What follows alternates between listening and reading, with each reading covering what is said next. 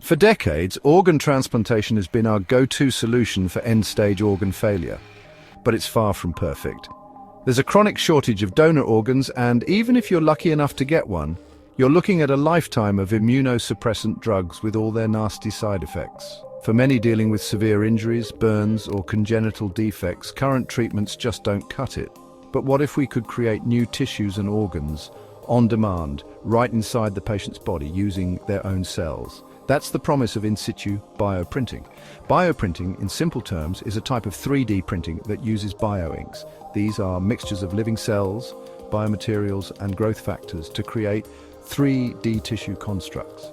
Traditional bioprinting does this outside the body in a lab, but that comes with its own set of headaches, like keeping cells alive and functioning outside their natural environment, and then needing complex surgery to implant the bioprinted tissue. In-situ bioprinting flips the script. It's about bringing the bioprinter to the patient, repairing or rebuilding tissues right at the site of injury or disease. Imagine a surgeon printing a new layer of skin directly onto a burn wound, or using a catheter-based system to deliver a patch of cardiac cells to fix a damaged heart valve, all without major surgery or a donor organ. The advantage is immense. First, by using a patient's own cells, we can kiss the risk of immune rejection goodbye. This is huge for transplantation medicine. Second, in-situ bioprinting allows for truly personalized treatments, custom fit to each patient's unique anatomy and needs. Third, by creating tissues directly inside the body, we can potentially speed up healing and promote better integration with surrounding tissues. A crucial piece of this puzzle is induced pluripotent stem cells, or iPSCs. This groundbreaking tech lets us take cells from a patient, like skin or blood cells, and reprogram them into a stem cell state. These iPSCs can then be turned into virtually any cell type in the body, giving us a limitless source of personalized cells for bioprinting. Of course, there's a mountain of challenges ahead. We need to miniaturize bioprinters, develop sophisticated control systems that can work within the dynamic environment of the body, and create bioinks that are both printable and promote rapid tissue regeneration. We need to ensure absolute sterility and develop real-time imaging techniques to guide the printing process.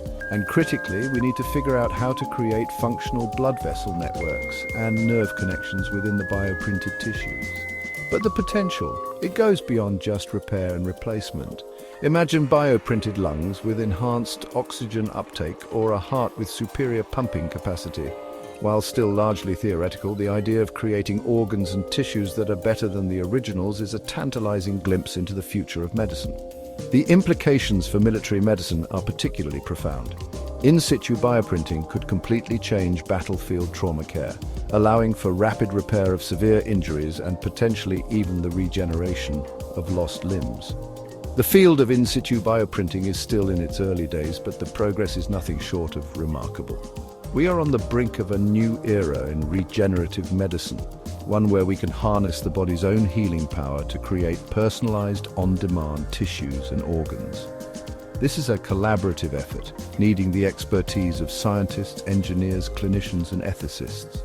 It takes investment in research, development, and clinical translation, but the potential rewards are extraordinary. A future without organ donor shortages, a future where debilitating injuries can be healed, a future where human health is redefined. I invite you to join us on this journey to transform the future of medicine.